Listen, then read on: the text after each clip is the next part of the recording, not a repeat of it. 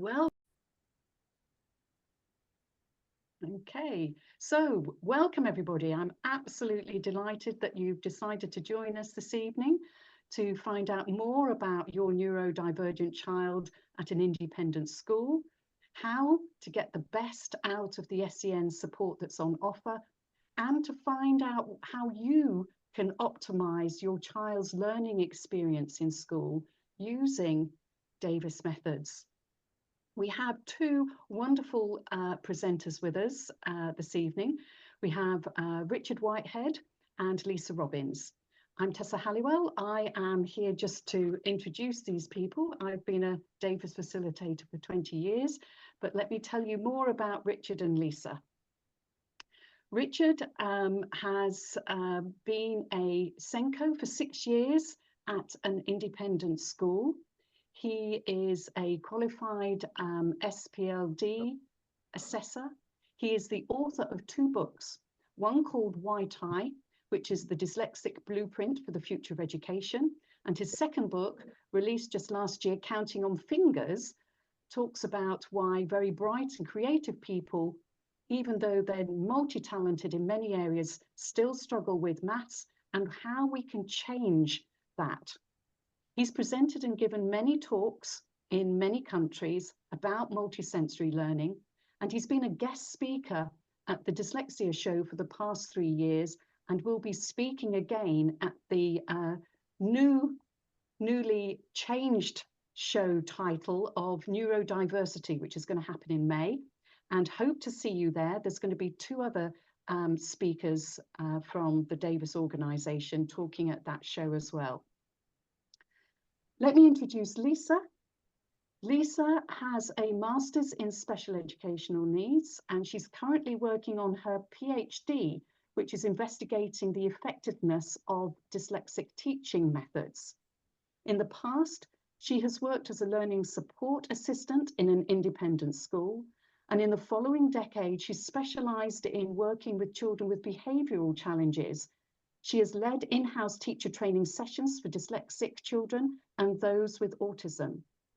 It was her growing frustration with the limitation of traditional sport that she came across Davis methods and used them effectively with her own son. And she trained as a facilitator. How many years ago now, Lisa? 5, I think. Yep, 5 years ago. So these 2 people are more than qualified to take you through the presentation that we have today. Thank you for listening. Oh, I do apologize. And Marta, who is most important, as they always are, these people who actually work behind the scenes and will be monitoring the chat and running the surveys that we will be doing shortly. Thank you, Marta. You. Great. Tessa, thanks very much. We've had, I've noticed we've had a message in the chat that one person is experiencing low volume. There isn't very much we can do about this at this end, other than shouting really loud. Apologies, which probably we can't keep up for an hour. So I think it's probably, it's looking like it's probably something about the volume at your end, the person who put that in. The webinar is being recorded, and if you really can't follow it, message us afterwards and we'll let you know, we'll give you a way of accessing the recording. And somebody has very helpfully said that you can hit the CC button and get subtitles as well. So hopefully we'll have to sort of do our best, and hopefully that will work okay as we go along. Okay, and so Tessa, many thanks for that introduction to this evening's topic of your neurodivergent child at an independent school, navigating the SEN support, the special educational needs support, and why Davis completes the picture. And Tessa has given a very nice introduction to the 3 of us who are her co-panelists. Just to say there's also a much wider group of practitioners across the UK and Ireland whom we are kind of representing here. And there are a total of round about 34, 35 of us scattered around over the 2 nations. the two countries, and there will be somebody near to you whom you can potentially approach for additional support, mentoring, and one-to-one provision as needed. More about that a little bit later on. But what we'd also like to do is perhaps to find out a little bit about you. And in order to do this, we have a simple, what's called a poll, which Marta is about to launch for us. And that's just a little questionnaire that we'll be just asking you to give a little bit of detail about how you found us, how you found out about this webinar, and what's the nature of your interest, you know, parent, teacher, therapist, and so on. So that's really useful to us just to get a feel for you all. Okay, now while you're Please scroll on the poll because it's longer than it looks like. Yes, absolutely. So there are two questions, but the second question has got a lot of options in it. So make sure you get right down to the bottom, and then I think do you have to hit submit? I'm never sure at this end. But yeah, that's really, really helpful. Okay.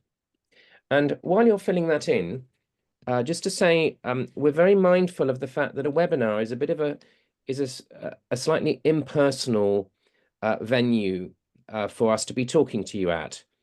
To us panelists, it always feels like we're talking into a void a little bit because you're all off camera, so we can't see you and we can't hear you, and we would love to see you and hear you. So for the final kind of 20 to 30 minutes of this evening's 1.5 hour session, we will convert this webinar into what we call a virtual coffee meeting. Okay, we'll explain later on how that's going to work. If any of you have been to previous webinars, we found a way of doing this that doesn't cause you to have to leave Zoom and come back in. Okay, so you would if you want to be in the coffee meeting, you just stay in your seat and you will then be magically transported into an environment where you can turn on your camera and your microphone and just have a chat with us at the end if you would like to. At that point, then the recording will be turned off. And so we can just have, you know, a kind of a nice cozy chat. Another thing, in addition to the webinar, we've prepared for you quite a substantial support pack, you know, for you as a parent, the parent of a child at an independent school. So I'm just giving a little scroll through now. You can get a sense of what we've got there.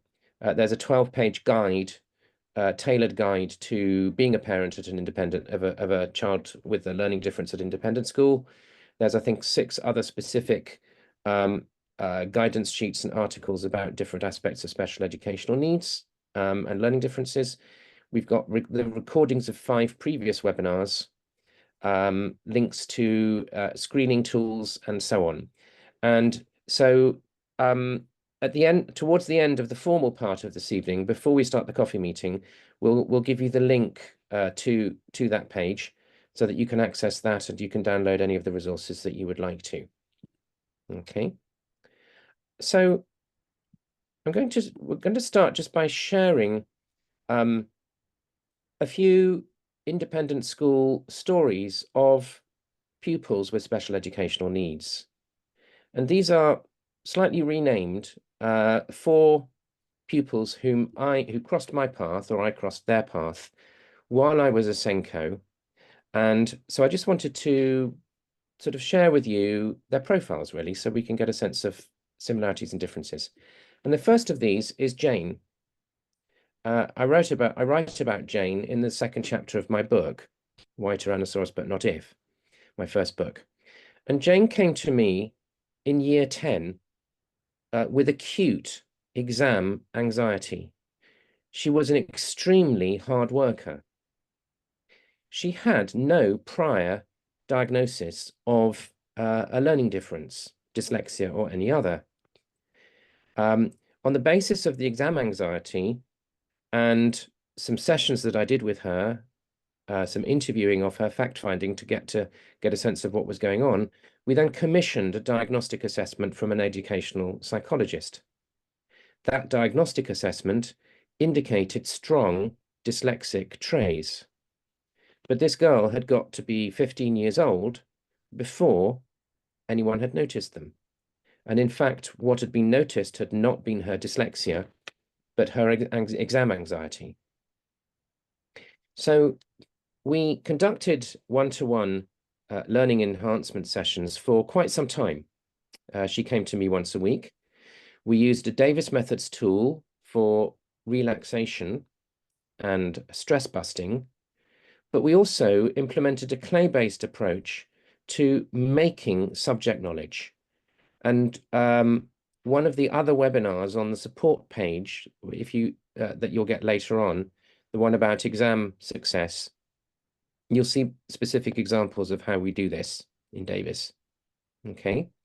And she started doing very well in tests. And I've put up onto the screen the text of an email that I received from her after she had made the reactivity series for chemistry in clay, saying, "Dear Mr. Whitehead, hope 5 o'clock is still okay for tomorrow. I received my chemistry mark back and got 96%, so very happy."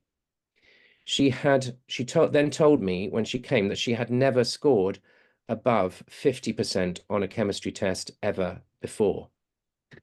So she started doing very well in tests, and she continued then receiving intermittent learning support. But from early on in year 11, she stopped, and she didn't come back until midway through year 13, where she wanted some fine-tuning on essay writing. But she was then able to self-support for 2 years, including most of the sixth form. And let me come to Henry. Henry was or is dyslexic with ADHD, with Trey's characteristics of ADHD as well. And Henry obtained a reasonable clutch of GCSEs. But I'm sorry if this sounds brutal, but Henry had no work ethic. He simply, he was convinced that he was going to do extremely well in his A-levels, but he didn't see the need for there to be a pathway or a set of things that he would be doing in order to get there. He tended to, it was a boarding school environment. He tended to call off sick very often. And I was connected to his boarding house, and we would quite often, knock on his door, see how he was. He didn't seem very sick at all. He received a grade U in AS politics at the end of year 12. That was back in the days when there was AS. And he was asked to leave the school because the politics department said they would not be able to support him through to anything meaningful in year 13 based on those results. I'd been in very close communication with Henry's parents, who were extremely, what's the word I'm looking for? Enlightened about what was going on. And at one point, his mother said, "I need him to fail." And he did, and she was right. Because leaving the school became a turning point, and at his new school, everything changed. I remained in contact with the family, and Henry repeated year 12, but went from strength to strength.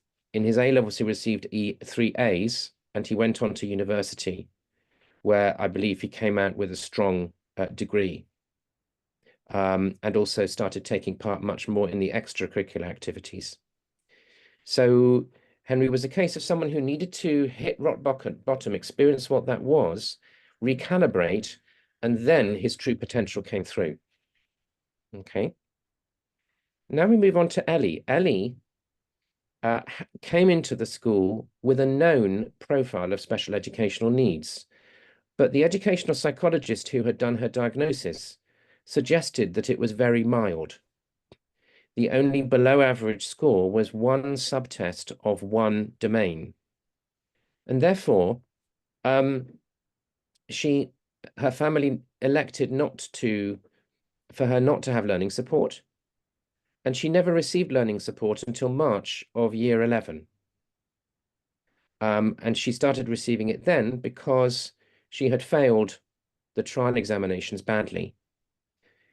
We reappraised her access arrangements rather late in the day and found out that when we dug a little deeper than the educational psychologist had done, there was some very much more significant dyslexic challenges going on, and we were able to bump up her access arrangements.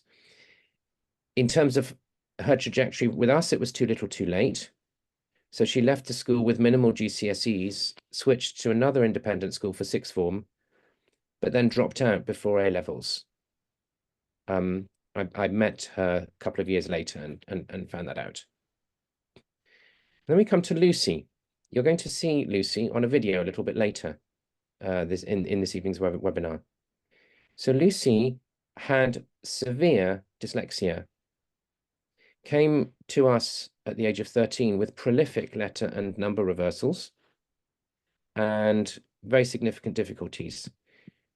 Lucy received learning enhancement support in the kind of Davis style, delivered mostly by me. And she made huge strides. She obtained a good clutch of GCSEs. She never needed learning enhancement support after year 11, but she moved to another school and was touted as the special educational needs kind of poster girl at her sixth form school, which she found very funny because she'd never set foot in the learning support department at that school. She left, I believe, with the equivalent of 5 A-levels at A-star across a combination of A-level and BTEC, and she obtained a first-class degree at university. And you'll see more from Lucy later on in the talk. So I'm now going to hand over to Lisa, who's going to talk to us. Lisa, I think you're going to start with a little bit about your own personal family journey with independent education. So as a single mum, an independent school for my son was not on my radar at all. My son was struggling at school. He came home one day in year 2 and said, "Mum, how do I die? Because I can't go back." My parents had not long retired, and all through his working life, all my father wanted was a boat. They downsized and he'd bought his boat 2 years before. Within the space of about a week after Michael saying he wanted to die, the boat had gone up for sale, and Dad had given me enough money to fund 3 years at an independent school. Michael started school just after the Easter. He got off the bus on the first day and went, "Mum, I have had the best day of my life." And from that moment, he didn't look back. So when talking about independent schools, the general consensus seems to be that it is very much elitist and for a certain type of parents. But in actual fact, it is for parents who just want what's best for their child. And if their child can't get that in the state sector, sometimes you need an alternative. Can I have the next slide, please, Richard? Thank you. So we looked at 6 schools for Michael, but beforehand, we'd done lots and lots of research through social media, friends and family.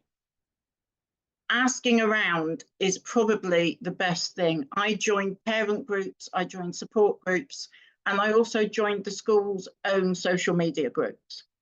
So through connecting with parents, I was able to find out what the school ethos were, what their SEN support was like, and what other parents thought of the school. You are going to get good and bad with this, but it does give you a really good independent overall view. Your next port of call really is the school's website, which is a little bit like an estate agent's brochure. They're going to tell you what is wonderful and why it's the best place for your child.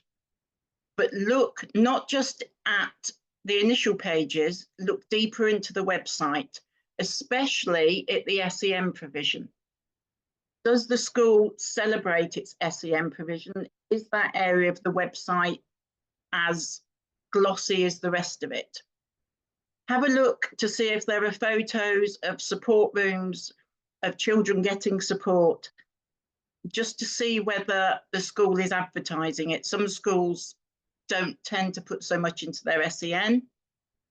And also have a look at the staff directory. Are they transparent and professional? Do they tell you what the staff qualifications are? If in doubt, it's never a problem to send them an email to ask, because you're better off having too much information than not enough. Next slide, please, Richard. So open days, they're really good, they're really fun, but again, it is very much the school showing you what they want you to see. So make sure you have a look at everything. Open days are really good because you get to meet the pupils that are already there. You get to see what the ethos of the school is and generally get a feel for the energy of the school. Make sure you especially visit the subject areas that your child finds challenging, and be very open with the teachers about what support you're looking for. Do they understand your child's needs? If you mention your child is dyslexic, dyspraxic, do they understand what would need to be put in place? Are they knowledgeable? Ask to see the learning support rooms. Go up there, have a look round. Are they bright? Are they comfortable? Is the current work on the walls? Do they look like they're well used? If possible, ask to speak to the head, the deputy, the SENCO, the class teachers. Don't just go there for a day out and a look round. Go there with a list of questions and be a detective to find your answers. Next slide, please, Richard. Private tours are brilliant. I went on about 6 of these to my son's school. I felt like I knew the school better than the teachers did at the time. It's really good to go in term time. Normally it's a member of SLT, and if you're really lucky, there'll be a child that will show you around as well. The important things to look for is how pupils and staff interact. Does the person who's showing you around know the children's story? What sold my son's school to us was we went round with a lovely gentleman who every child we walked past, he told me their history, their needs, and how well they were doing. And the level of respect between him and the pupils really made a difference. It was a mutual respect. So when you're being shown around, have a look at the children. Are they happy? Are they settled? Are they working well? Can you talk to them? If you can talk to them, ask them what they like, ask them what they don't like. Always ask them what the food's like, because they've always got something to say about that to start the conversation. When talking to teachers, I can't stress enough how important it is to be honest about your child's needs. Don't say that Freddie is good and well behaved if you know there are certain things that Freddie's going to be hiding under the table. The school need to assess his needs as well as you assessing there. And the most important one, go with your gut instinct. Can you imagine your child sat in that classroom? Can you imagine them walking around? Do you see children that are confident and happy, and they're what you want your child to be? Always go with your instinct. Next one, please, Richard. Next one's me, right? Next one's you. Great. Thanks, Lisa. So I'm going to talk a little bit now about liaising with key staff at your child's school. So once your child is at a given independent school, sort of the art of liaising as a parent. Okay. By the way, we're going through what we have here relatively briefly. That's also one of the reasons why we put together the support guide. So that 12-page document that I referred to earlier goes into a lot more detail and depth on the points that we're giving you here, kind of as an overview. So do dive into that later on as well.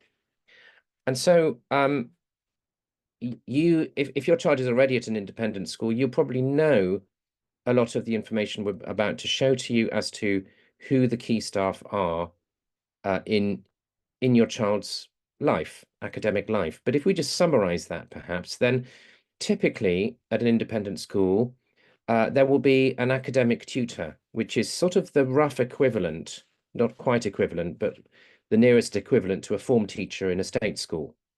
And so the academic tutor will have a group of children that they look after. The tutor effectively mentors your child and is responsible for overseeing your child's academic progress and challenges. They're your first port of call for anything academic in relation to your child. And they're also your child's subject teacher's first port of call for any challenges or difficulties or concerns that they want to you know, to raise as to what's going on. Then typically there's also a head of year who coordinates all the academic tutors in that year and is responsible for the curriculum of the year and for ensuring the academic well-being of the year group as a whole. So those kind of larger scale global decisions that affect, as it were, the whole year group. Heads of year sometimes can be very active, and they might also offer things like support clinics or little homework support sessions or something like that. That varies a little bit. Okay, but the head of year is also a very important figure. Now, at the risk of stating the obvious, then there's your child's subject teachers who teach each of the specific subjects that your child studies to him or her, them. Then, of course, there is the school SENCO or SENDCO. And the SENCO's job is to oversee the support for special educational needs. And it may be that you elect for your child to receive learning support or learning enhancement lessons, in which case then your child will have a learning support teacher providing additional learning support. In most cases, in an independent school, it's one-to-one support, typically one lesson a week. Sometimes it can be more than one lesson a week, and in some schools, small group support is provided. Okay, but that then becomes an additional key staff member that your child then is involved in. If it's a boarding school, then on the boarding side, there will be a housemaster or a house mistress who ensures the boarding house is run in an orderly manner, or there may also be day houses for day pupils. And they're effectively in loco parentis, so they're in the parent role for your child's well-being when your child is living at school and not with you. A boarding house will also have one or more house assistants, which traditionally were called matrons, who will often be supporting health and well-being on a day-to-day basis. They'll be the person that a child comes to in tears if they're feeling homesick and gets comforted. They'll be giving out the medications, typically. They'll be making sure the bed linen is clean. You know, there's day-to-day well-being issues, yeah? And they might also provide informal pastoral support because they're going to be noticing things because they're at the kind of coalface of the running of the house. And in many independent schools, there are boarding house tutors, which are typically subject teachers that are assigned to the house. So in many schools, each full-time subject teacher is assigned to a boarding house and does an evening boarding duty once a week, typically. They will then be walking around the house, ensuring that everything is in good order. They'll be supervising homework, but that does not mean personally supervising your child. That means supervising the entire house, going around but making sure homework is being done, supervising bedtime, that phones are being handed in if that's the school policy, that children are actually going to bed at bedtime with their lights out and so on. And they may sometimes provide brief homework assistance.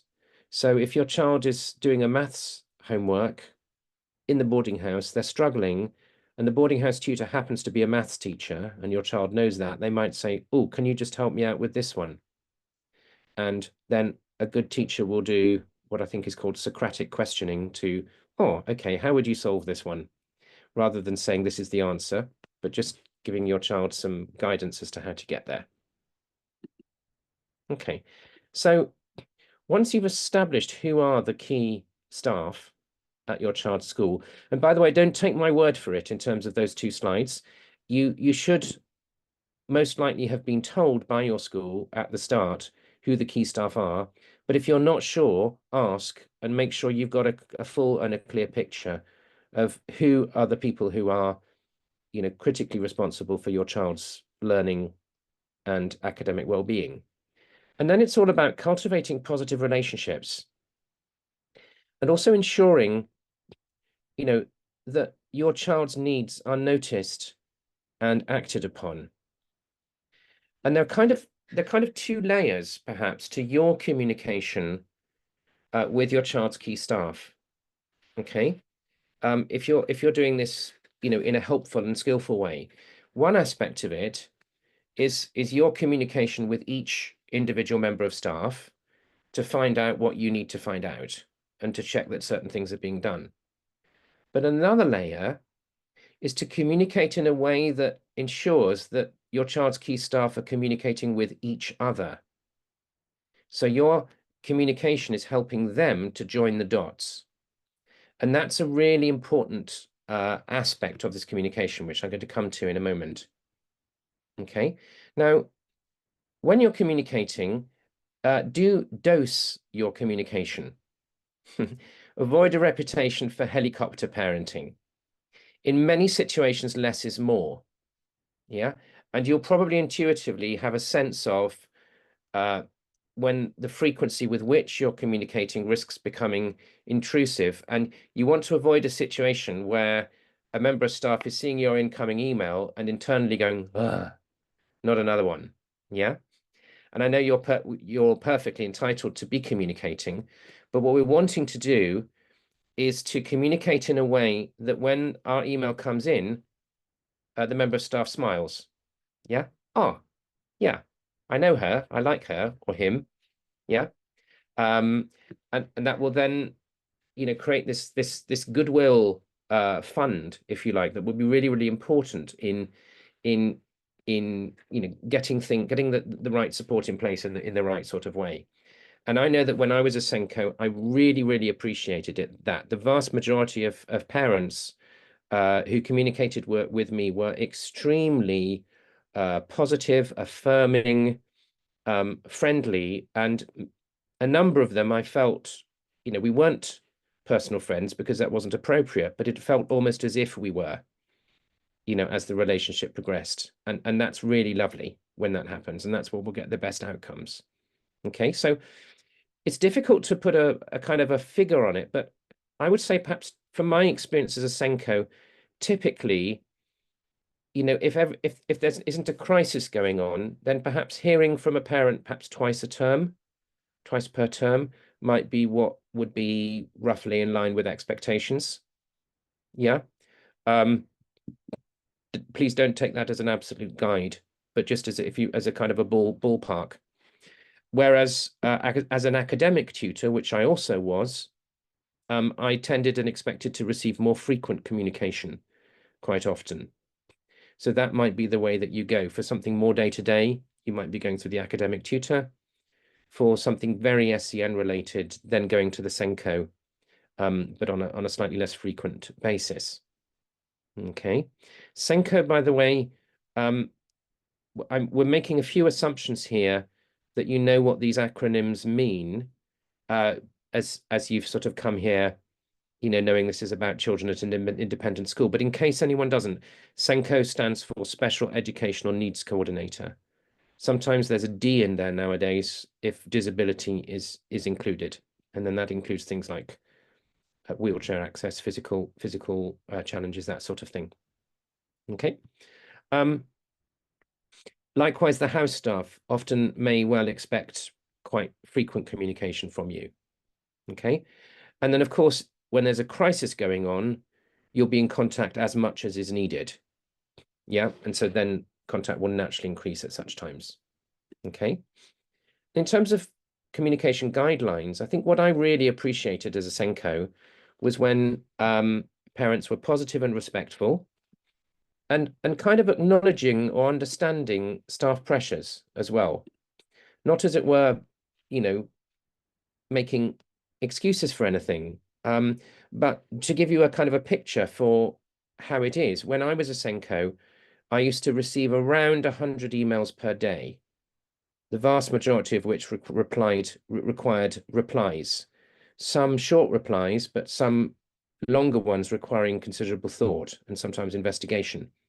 I was also teaching 7 periods a week of classroom lessons, and I was teaching 12 to 15 periods of a week at different times of year of one-to-one learning enhancement, all of which I loved, but it certainly made for a very full life. I was also conducting in-house testing for exams, attending 3 departmental meetings a week, doing a boarding house duty once a week till 11 p.m, running an academic tutor group, and coordinating the school's peer mentoring scheme. I had a brilliant part-time SEN administrator, but part-time, and a really supportive team of learning enhancement colleagues who were all fun to work with. But at times, oh my goodness, it was tough. Yeah.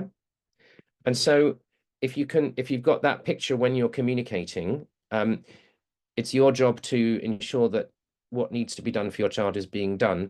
But if you're aware of that context, then that will enable you to be positive and respectful, and establish a friendly rapport.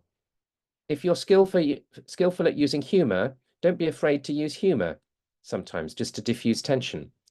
Teachers love using humor among themselves, and when parents start doing it, it's fun as well. Okay. When a member of staff gives extra support that they could have elected not to give, then do send thank you emails and just show that you're noticing and that you're caring. It's that principle that we get more of what we put our attention on. So if you show that you're noticing the good stuff, you'll get more good stuff. Yeah. And just generally be a bright spot in the day of the staff at that school who are working hard to to cater for your child's needs and for all the other children's needs. And so then, as I said earlier, it's also about joining the dots of support. Okay. So in a positive, affirming, friendly, and where appropriate, humorous manner,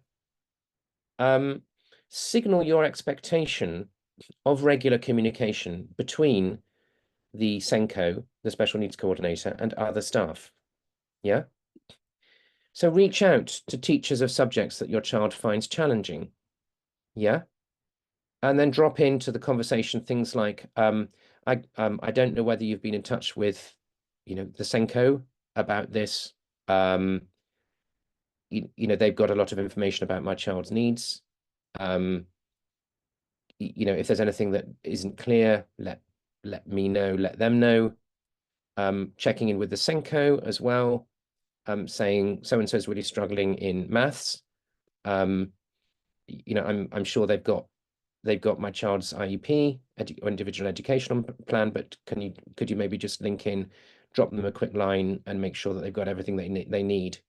So in that kind of nice, light way, just making sure everyone's working together, particularly that your child's academic tutor is in close contact with the special educational needs coordinator, and likewise maybe the head of year in the boarding house. And very occasionally, if there's something big going on, you might request a meeting at which you might request the SENCO, the head of year, the academic tutor, possibly also the boarding house, someone from the boarding house, but most likely those three, SENCO, academic tutor, and head of year, that you request to meet with them all as a group.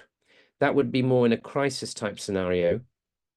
But if you meet as a group, then suddenly you're a team working together, building a plan together. And all of that will then help just to join the dots. The thing to avoid is a situation where the special educational support is being provided kind of in isolation, and the mainstream classroom teaching is only vaguely aware of the special educational side of things. Okay, so you're working to kind of bring them together. And in most private schools nowadays, that's done very well. But just do what you can to help that along its way. Now, most schools will have some sort of document or set of documents that are on the system as a method for communicating your child's needs across between the special educational needs department and your child's subject teachers and their other key staff. This used to be called an individual education plan, or IEP. It sometimes still is, but there are other terms nowadays sometimes used, such as provision map, personalized learning plan, individual learning plan. You'll know, or you'll find out what the jargon is at your child's school, but there will, or there should be, some sort of document that is the kind of linchpin of how your child's key needs get communicated across all of the staff working with your child. So at an appropriate point, just ensure that your teachers have read it. Your child's subject teachers have read it. Perhaps at a parents' meeting. Oh, you've seen my child's IEP, haven't you? Yeah. Or, you know, in the nicest possible way. Yeah. Don't take anything for granted. So just drop it into conversation. And if you get an, oh, I'm not sure, then just contact the Senko and in the nicest possible way say, oh, I think the maths teacher hasn't received this. Would you be able to shoot it over to them? Don't expect that document to be in place on the day one of the first day of term in September. It will often be round about October half term because it will be the first half of the autumn term that it's being compiled. There's a kind of a data gathering process as it gets put together. Yeah, but by autumn half term, you should be able to ask to see a copy. Yeah, either just before or just after. So that's a good, a good thing to do. And then that just makes sure that that's all in hand. Now, a few words about a diagnostic assessment now. So it used to be the norm that a child in a boarding school with special educational needs would, that the family would commission a diagnostic assessment at some point. And some of you may have done that. Okay. A few things are important to realize, though. A diagnostic assessment is not a passport to access arrangements. It isn't something that you can wave in a school's face and say, oi, this says he should get extra time or he should have a reader. Okay. Access arrangements, which are the special exam conditions such as support, writing support, use of a computer with or without spell checker, and so on. So access arrangements for tests and exams are determined by the school, and they have to be determined through internal testing or via what's called a centre-approved assessor, in combination with what's called evidence of need. So the school Senko is required to put out questionnaires to your child's teachers in order to find out, is she running out of time in tests or not? Yeah? Is he making spelling errors that make it difficult for you to understand the answers, or not? Are there spelling errors, but it's largely intelligible, and so on? In order to put the two together, what the teachers are seeing as need and what the scores are in the internal testing, to then generate the appropriate access arrangements. And access arrangements should ideally be applied for at the start of the course. So a GCSE course, if it runs through 2 years, year 10 and year 11, ideally, the Senko should be applying for them at the start of year 10. Pragmatically and in reality, it may take longer, but it is good practice if it's being done in year 10 and certainly not in March of year 11. That would be, a bit kind of last minute. But then the hard final deadline wouldn't normally be in March of year 11. Okay. And then if that deadline, if an access arrangement is not requested by that deadline, there has to be a very good reason why it's being requested after the deadline. Okay, so the Senko will have to go in sackcloth and ashes to the Joint Council for Qualifications and explain why this is going in late. So that means I thought I'd just share with you a quote attributed to Lenin, which is trust but verify, or to trust is good, to check is better. Yeah. Naturally do trust that your child is receiving appropriate access arrangements, but at some point just ask what they are, and just get them confirmed. Okay. At some point, probably in year 10. Yeah, if that's, or if it's sixth form in year 12, to make sure nothing's falling through the cracks. Okay. And there is a document, Marta's going to drop into the chat, I think, a link that if you want to pull down the weighty document around the access arrangement regulations, which makes wonderful bedtime reading, then you're welcome to do that. Okay. Now, another thing about diagnostic assessments is they are not an intervention handbook. They will contain scores from the psychometric testing, and those will be useful to a specialist in special educational needs. They won't say very much to a typical subject teacher. There will also be recommendations, but the recommendations are usually quite general, and the assessor will only have spent about 3 hours with your child. So they don't know your child like a teacher does, or like their academic tutor does. Okay. However, those recommendations can sometimes provide useful data for an individual education plan or provision map. Okay. So think about whether you need a diagnostic assessment for your child if you don't already have one.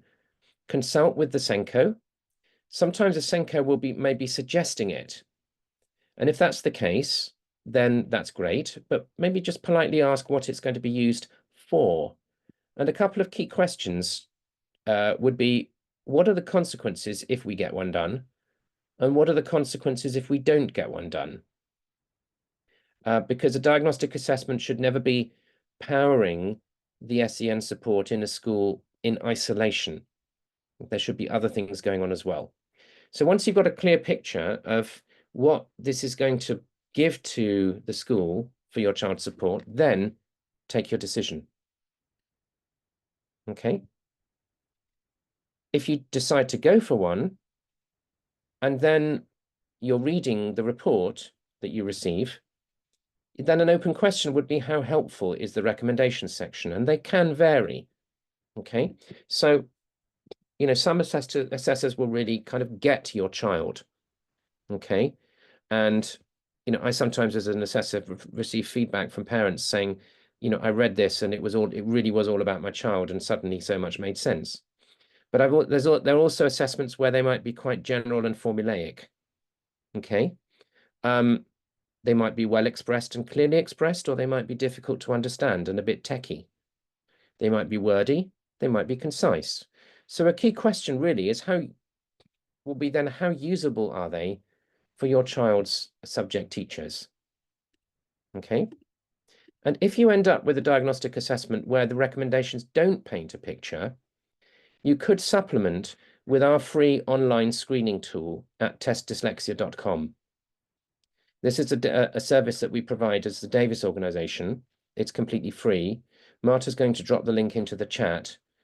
And what you'll get, it is, of course, it's an automated, it's a machine-produced process, but you will get a kind of a summary at the end that summarizes your child's challenges, but also their strengths and their learning and thinking strengths based on what you input, you know, as answers to the questions as you go along. Okay. If you haven't yet done a diagnostic assessment, there is the option of not doing one or not doing one yet. They are useful at university. They're often more useful at university than at school. You might choose instead to invest in an intervention and then ask the intervention provider, which could be one of our team, to write recommendations at the end. Yeah. And then if it's a Davis program that you've selected, then that individual will have spent a minimum of 30 hours with your child and will then be able to give holistic, but probably quite impactful recommendations for onward support afterwards. So I'm going to hand back to Lisa now, who's going to talk about learning support lessons. Lisa, you're on mute at the moment.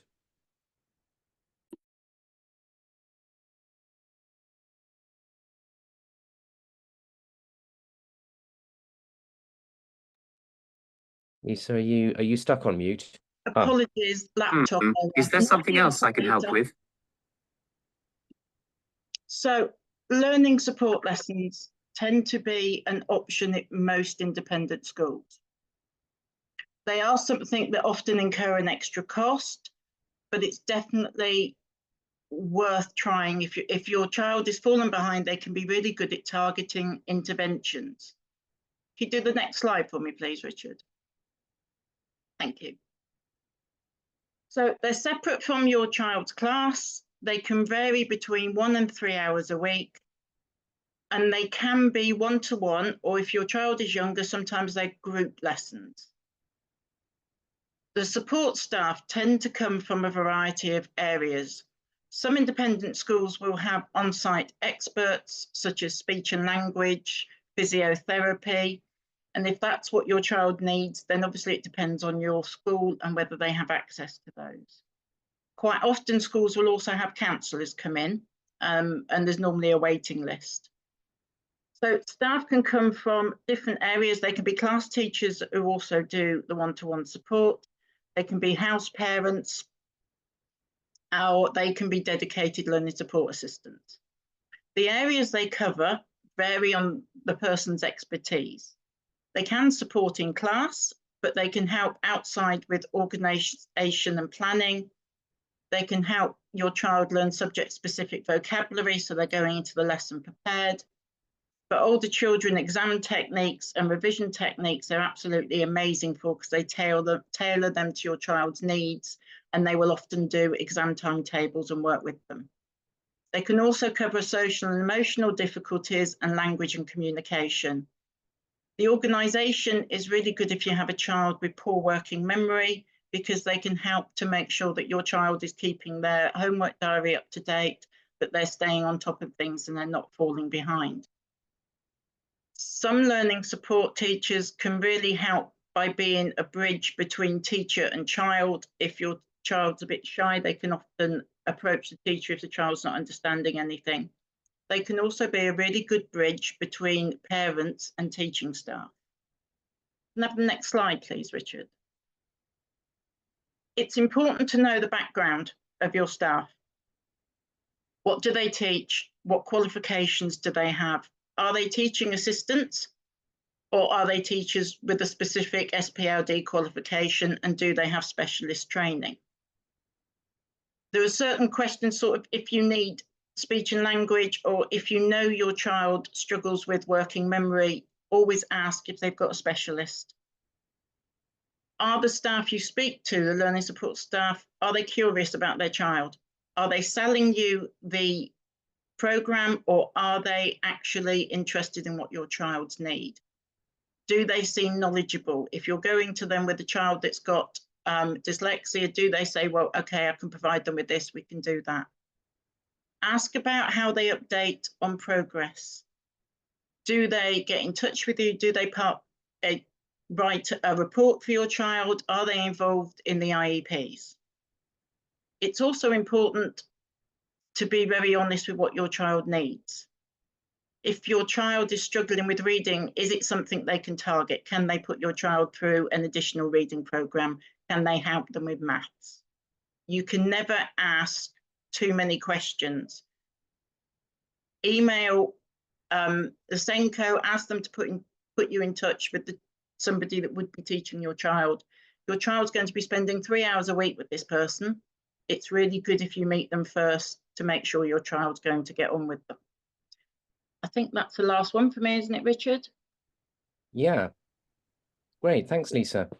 And the only thing I would add is that when I was SENCO, I had an interesting experience where the learning support team, kind of on my watch, transitioned from a team of very good but part-time specialist teachers who didn't really have any other role or function in the school, to a team which included some younger members who also had fingers in multiple pies. So I had learning enhancement teachers who were also sports coaches, or in some cases subject teachers, or in some cases boarding house tutors, or there was one who was a sports coach and a subject teacher and a boarding house tutor and an academic tutor.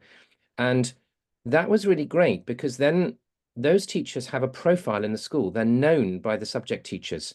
They're at the staff meetings. They go to morning break. They have coffee with the subject teachers. They really know them, and it then becomes very easy for for those teachers to express to the subject teachers your child's needs, without the subject teacher going, "Oh, who are you? I've never had an email from you before. I don't know, don't know what you look like," sort of thing. I'm going slightly extreme there.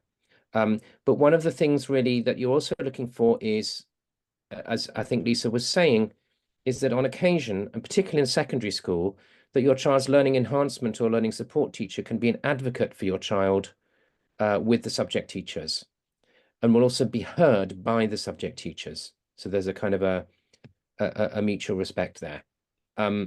And that can be the case also if you have a specialist part-time teacher. I've also seen, you know, that category of teacher be very good at that. But it's just something to get a sense of as you're, you know, deciding whether to take that support and who might be the best option for your child if you do. So we're going to move on now to look at 3 learning mindsets.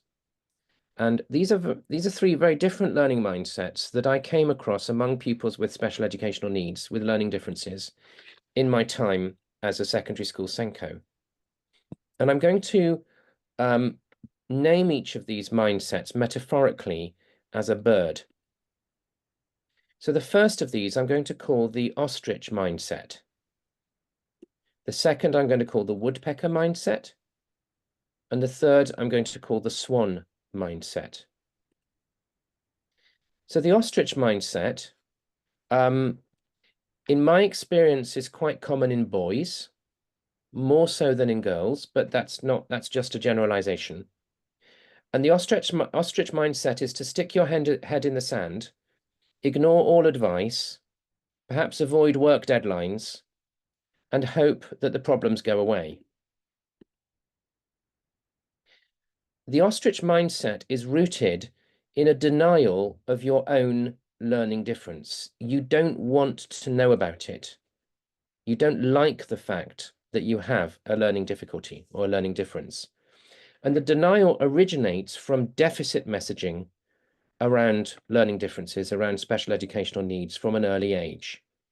It could be a well-meaning support teacher in primary school or prep school. It could be the way a diagnostic assessment was conducted and or expressed. You know, it can be quite subliminal sometimes. It could be just the way your child has been treated by fellow pupils. But at some point, your child picked up the messaging that dyslexia or ADHD or whatever the difficulty is a lifelong learning disability or a deficit or something that is not right or broken in them. And naturally, you know, that's not a nice picture to have of yourself. And therefore, it's very easy then to go into denial when that's your picture. The ostrich mindset is usually a route to academic failure. But sometimes, as in Henry's case, as we saw earlier, failure can bring a recalibration and a second chance. The second mindset that I came across commonly was the woodpecker mindset. And this, by no means exclusively, but more often I saw in girls. And the woodpecker mindset is about working extremely hard to compensate for your difficulties. It's essentially a form of masking. It usually involves lots of rote learning, lots of index cards, lots of highlighter pens taken to textbooks. Yeah. And kids with a woodpecker mindset are likely to develop exam anxiety, typically around about year 10, in my experience, the point at which the curriculum becomes so broad and deep that you can no longer rote learn it. And you start to get the experience of going into a test, having worked extremely hard, and your mind is blank and you don't know what to do. And the woodpecker mindset is rooted in and reinforces low self-belief in a person about themselves as a learner. Woodpecker mindset, those children too have assimilated a deficit model of learning difficulties or differences, and or if they haven't been diagnosed, they might just be confused about their own identity as a learner. They don't have an understanding of how they naturally learn, and they're desperately therefore trying to learn in the way that the teacher's telling them to learn, and in the way that they see their peers, their fellow pupils, learn. And they don't realize that that isn't how they learn. The swan mindset now is about recognizing that you're not an ugly duckling. Okay? Swans embrace a difference rather than a deficit mindset. They will start to discover their own unique strengths. I had swans when I was Senko who were willing to stand up in chapel, as it were, school assembly, and participate in a presentation about the gift of dyslexia in front of the entire school, naming themselves as dyslexic and championing dyslexic giftedness. Okay, that's in extreme cases. Okay, but a swan generally won't be ashamed of their learning difference, and as a result, they will be willing to ask for help. They will readily assimilate learning strategies that work for them when offered to them. And as they become older, they start to understand how they learn. And they may well leave school with a really good clutch of qualifications, as Lucy did, regardless of the strength or severity of the learning challenges that they had at the outset. So how do you, as a parent, foster the swan mindset in your child? Okay, start by examining your own mindset. How do you see your child's dyslexia, your child's ADHD? Have you taken on board the messaging that it's a deficit or a difficulty, or are you able to see it as a difference? If you're not sure, find out about the strength side of dyslexia, ADHD, autism, and the other learning differences. Read The Gift of Dyslexia by Ronald Davis, seminal book about the strength side of dyslexia. See and acknowledge your child's strengths. Have informal family discussions about how people learn. And develop a light energy around learning differences. Remember that a lot of your communication is going to be non-verbal and subliminal. Yeah. So make sure that you fully assimilate into your identity the conviction that learning differences have an upside. Yeah. And that their differences are not a deficit. And then just radiate that sense and feeling out. And also avoid blaming the world. So avoid getting into a kind of, I'm not sure what the word is I'm looking for here, but getting too far into a campaigning mode where you might fall into the trap of constantly rescuing your child, and then the world is to blame because my child has a learning difficulty all of a sudden and they're not getting supported. Instead, adopt a solutions-focused approach and talk to your child about, oh, well, this is a challenge. Okay, let's think about how you, with your learning strengths, what would be the route to get through. If we can't find one, we know what we're looking for, and then we go and talk to key teaching staff with a solutions-focused approach. Okay. So now we're going to talk, last but not least, about integrating Davis into your child's learning journey. So I don't know how many of you are familiar with the Davis programs.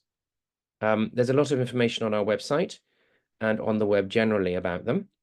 There are, I think, 8 or 9 different Davis programs now encompassing dyslexia, attention challenges, including ADHD, dyscalculia and maths difficulties, autism, executive function limitations, social communication difficulties. Tessa, tell me if I'm missing anything out here. Dyspraxia also is something that we can very profoundly assist with on any of the Davis programs. And a Davis program is a one-to-one, fast-track learning empowerment journey. It's tailored to the individual needs and aspirations of the person receiving it. So it's centered around your child's own aspirations. Above all, it is fast. So a Davis Mastery for Dyslexia program, for example, in many cases, the child comes in through our door at 9 o'clock on a Monday morning. 4 o'clock on Friday, the process is finished. At least the process with us is finished. So typically we're spending 5 days. And at the end of those 5 days, we've made ourselves redundant. So we've equipped your child with everything they need to complete their own process as a resilient and independent learner.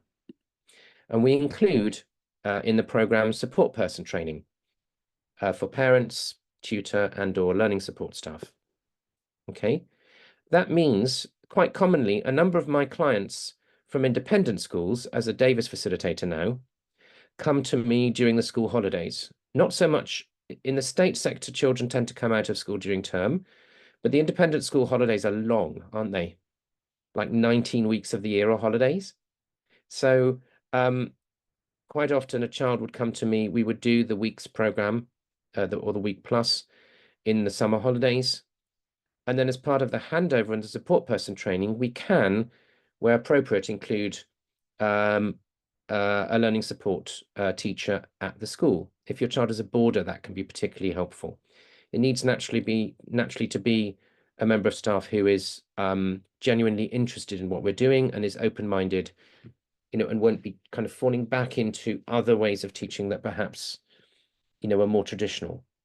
Okay, and I thought we're just going to show you a couple of brief videos. This is a colleague of ours, Helen Milstein, who is talking here about her journey to becoming a Davis facilitator, having been a tutor. Dyslexia. I might just need to change the way I'm sharing this for a moment. Tutoring wasn't really doing what it was supposed to do. You know, I would work once a week with numerous children after school. They were always exhausted because they're dyslexic or whatever, you know, they're neurodivergent, so school is much more difficult. And then we were kind of slogging through stuff that they found incredibly difficult. I just felt the whole thing was very unsatisfactory, and I would sometimes spend 3 years doing that with a child. I just wasn't happy about it. I just came across Davis on the internet.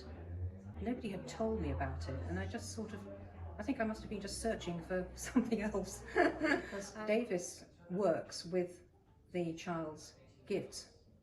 That's the big difference. You're using their skills, their amazing visuospatial skills, to help them to learn.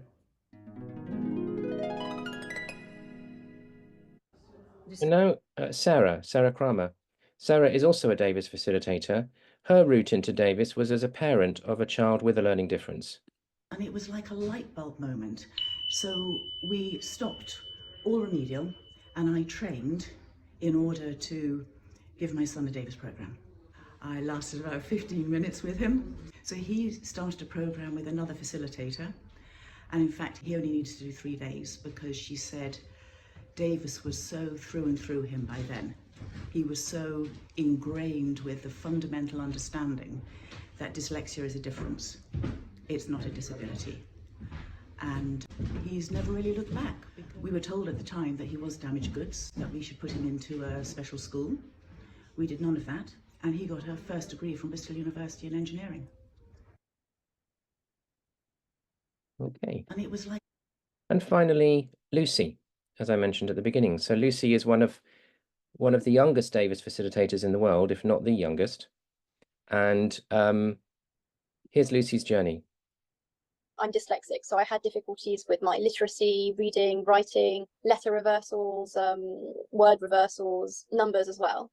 And I guess confidence too. I wasn't very confident and open about talking about those things in a way that I was after doing Davis. And then I guess Davis was just like a whole new level, a whole new world, which I connected with a lot more. Davis gave just everything a better understanding, or, you know, it was very grounding. It gives you an understanding of the roots better. I'd be lying if at the start I didn't think it was completely bonkers, because it was so different to what I'd done previously. But then when you start doing the trigger words and beyond, and you really see how it pieces together, I had a kind of aha moment of, oh, okay, right, I really get how this works. And I think that's kind of what made me want to become a facilitator, was when I really understood it. And I thought, well, I just thought it was a great program.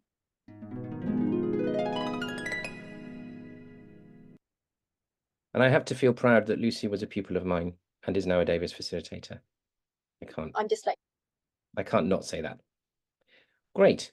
Okay. So your child's Davis program, in terms of the, we're going to now invite you to, well, essentially, we're going to invite you, Marta's going to put a poll up.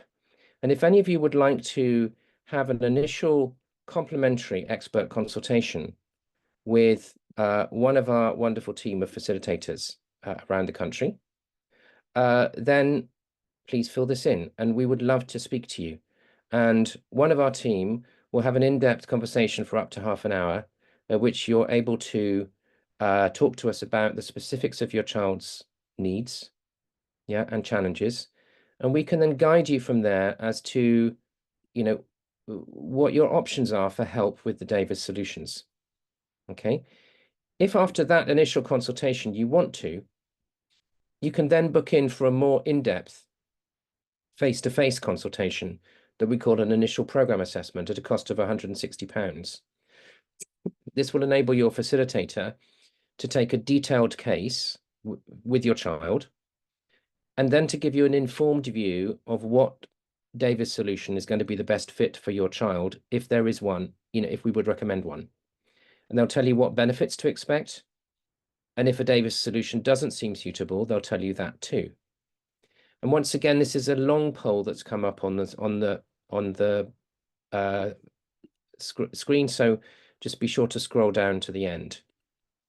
If you then do decide to move on to a Davis program, there is the facility to spread the cost of the program over 10 months, in which case many of our programs then would come out at £288 a month. Davis Mastery for Dyslexia, for example, and Attention, or Foundations for Reading would all come out at that. A few of the others involve more facilitated time and therefore are higher, you know, a higher monthly cost, but not exponentially higher, if that makes sense. Okay. And while you're just filling that in, also a word about the Gift of Dyslexia workshop. If you want to learn how to administer the Davis methods yourself at a basic level, the Davis dyslexia methods, you can join me for a 5-day Davis Gift of Dyslexia workshop from the 24th to the 28th of September, 9 o'clock till 4:30 UK time. It's on Zoom, so you can do it from the comfort of your home or office, but it's highly experiential.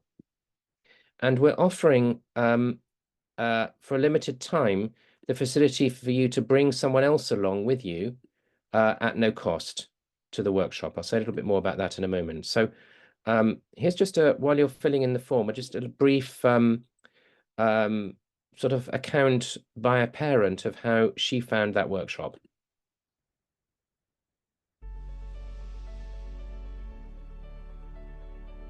I started trying out some of the strategies. So for instance, the orientation, finding the orientation points. He was so open to all of the exercises, and he just suddenly started showing that he was working with what he needed to be working with and sort of making even more progress. They absolutely work. And not only that, I mean, I have seen my child go from having almost no attention span to being able to have excitement for his learning and joy for his learning. He, instead of feeling sad that knowing that he's behind, he now feels that he too has tools that he can implement and make good progress. And he's really proud of himself, really proud of himself. And I'm very proud too.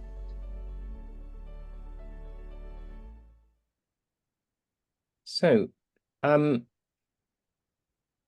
workshop will give you an opportunity to understand the root causes of dyslexia and to learn the Davis strategies that help to solve the challenges at a basic level.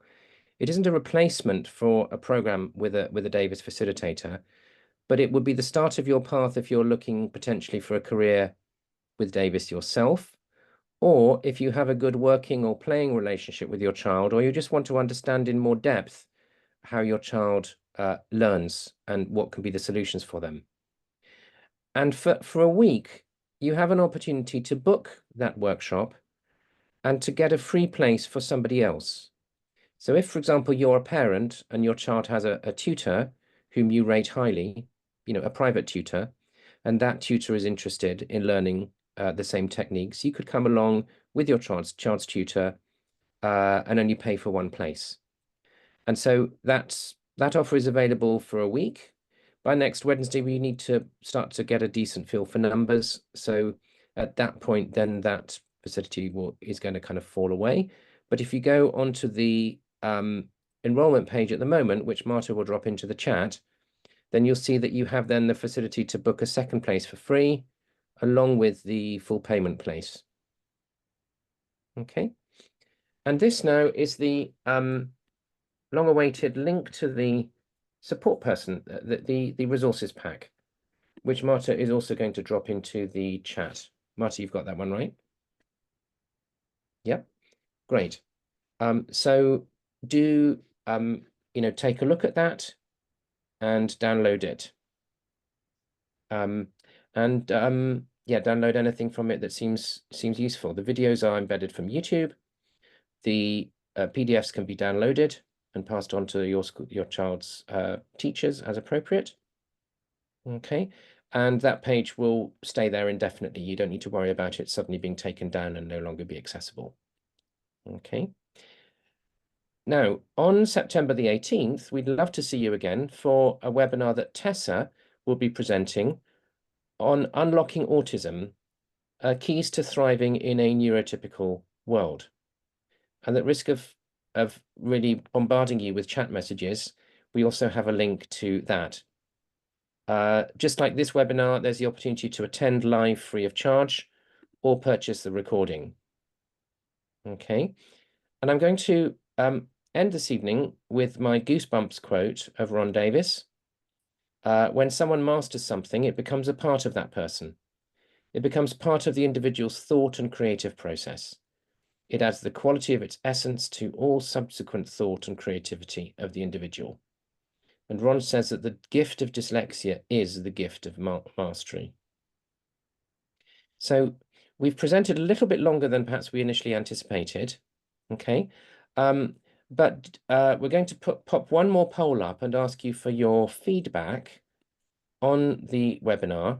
We do hope it's been of value and of use to you. And in the meantime, while you're doing that, also feel free to ask questions. And I think we'll take maybe 5 minutes of questions in the webinar format, which you can type into the Q&A box if you so wish. And then we will go on camera for sort of 10 to 15 minutes in order to, if any of you would like an informal chat. And again, just a reminder, to join us again on the 18th of September, if you have an interest in autism and what Davis has to offer in that area of learning difference. In fact, Tessa, do you want to say a quick word about the 18th of September, or do you want to leave everyone curious and let them explore via the link that Marta's putting into the chat? I happy to answer questions or give a little bit more information, perhaps informally in the Q&A, but hoping that, yeah, if there's anybody there, or if any of the participants today know anyone who has a loved one who has autism and is struggling and would like to hear of a way of enabling them to participate in their life in a less stressful way, then come along on the 18th. Great. I've seen a hand has just been raised. What we're going to just give you an opportunity to pop questions into the Q&A. So down in the bottom where the chat is, you'll see there should also be a kind of a square speech bubble with a question mark on it that says Q&A. And if any of you would prefer to ask a question in the webinar, by all means, pop that question in now. It's beautifully empty at the moment. And otherwise, if and when there are no questions, we will give you all an opportunity to come on camera. Those of you who want to, we'll stop the recording. Okay, and then we can have a more informal chat. So the absence of questions in Q&A suggests that either perhaps you...